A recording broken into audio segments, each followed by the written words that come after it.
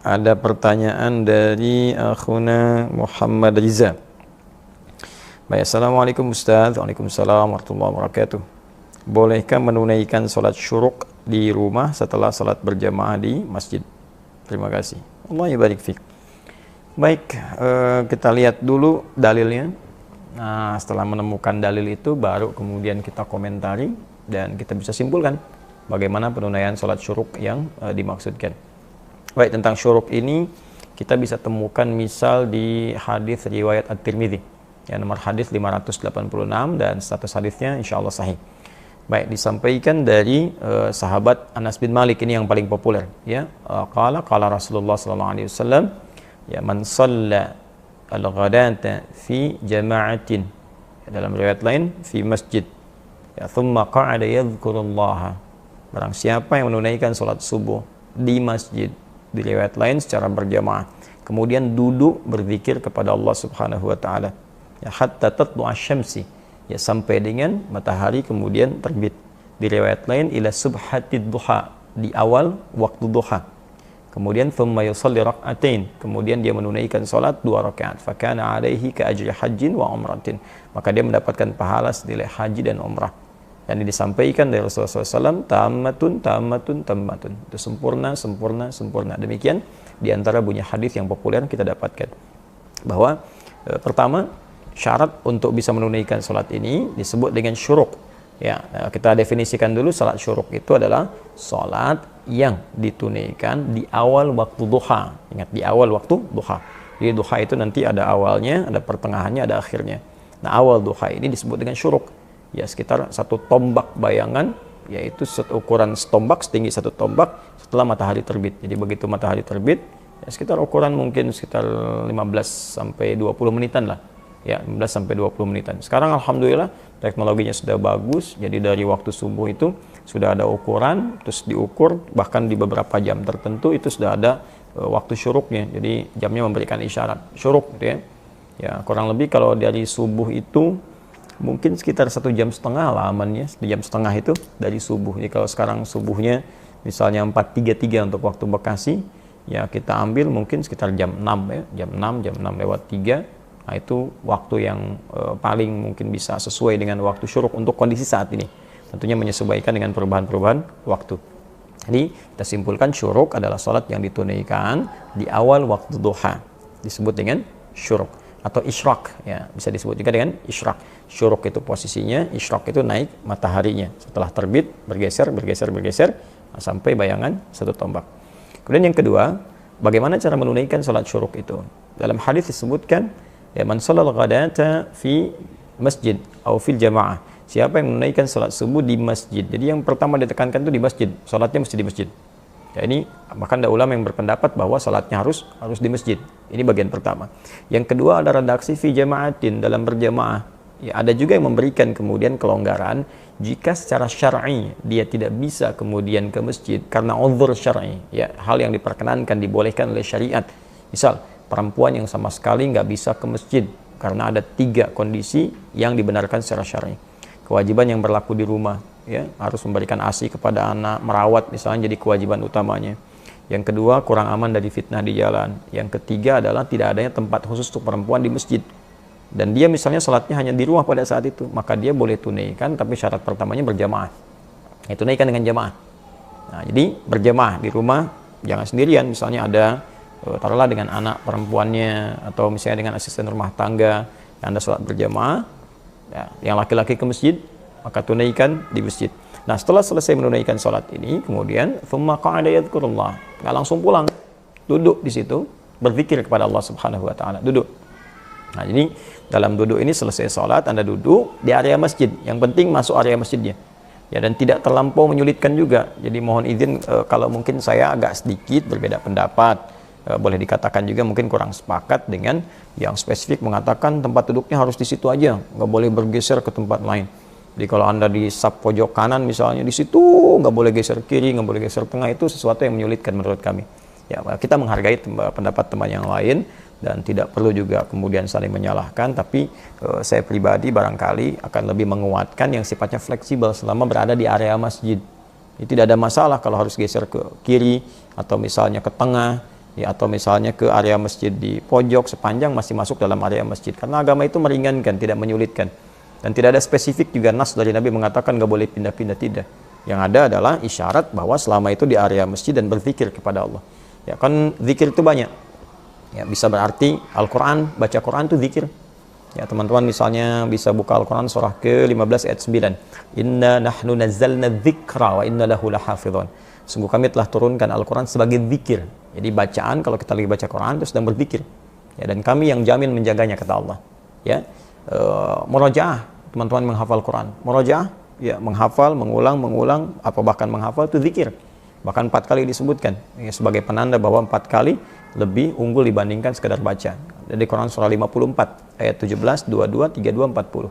Ya walaqad yassarna al-Qur'ana lidzikri fahal min muddakir. Sungguh kami telah mudahkan Al-Qur'an untuk diingat menggunakan zikir.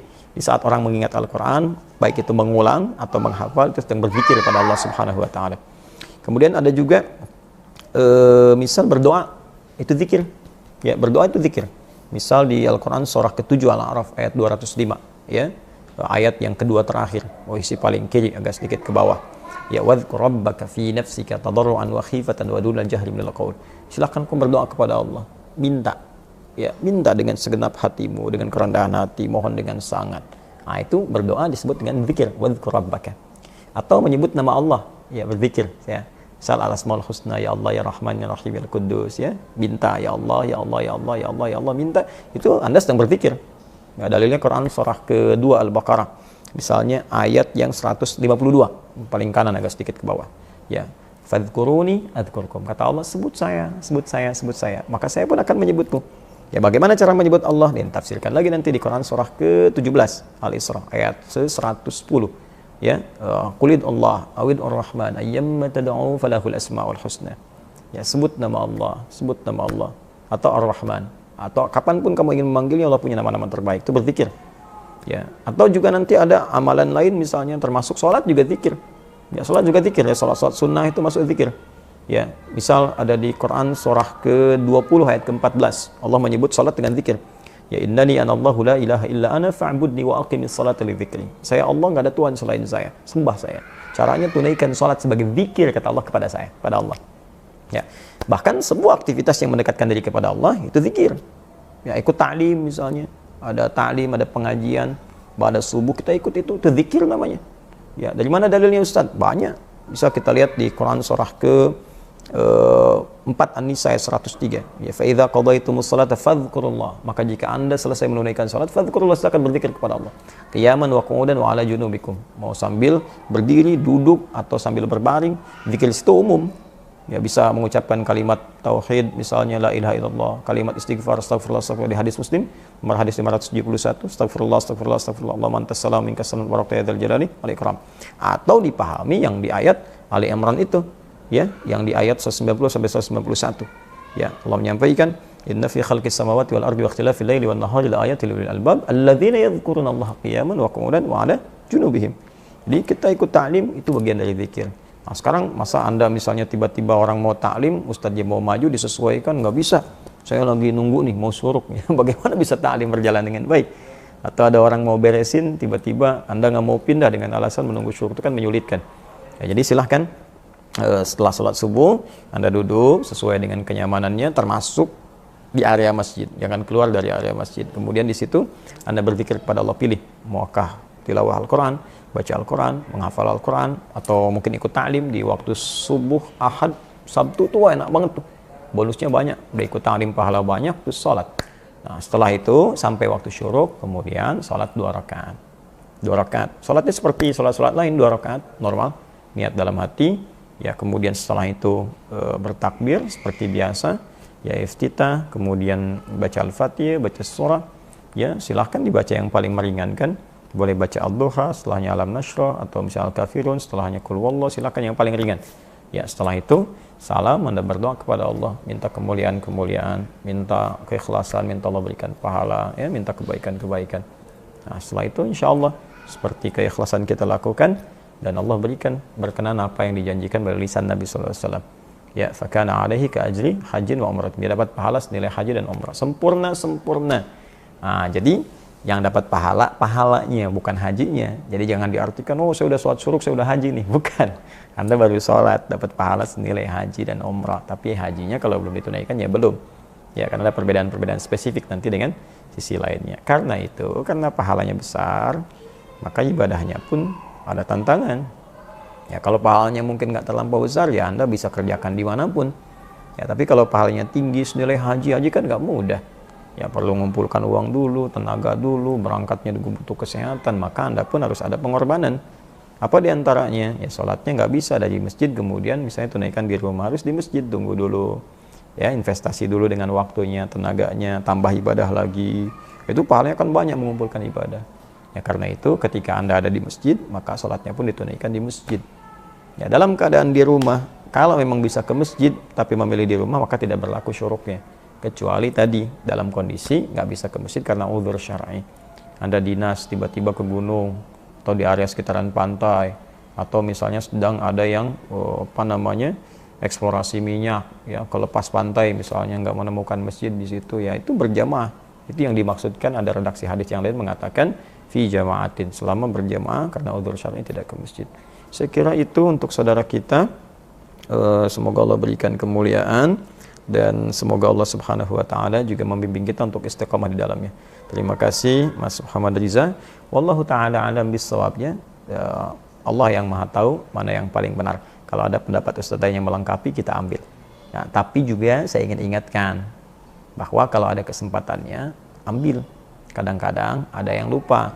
Ya, misalnya ikut taklim dari Sabtu, Ahad, begitu selesai pas syuruk pulang, sayang. Atau ada yang ngobrol-ngobrol. Ya, ngobrol memang nggak dosa, nggak dilarang, cuman pahalanya ya sayang aja nggak dapet. Ya, zaman Nabi pernah ada demikian.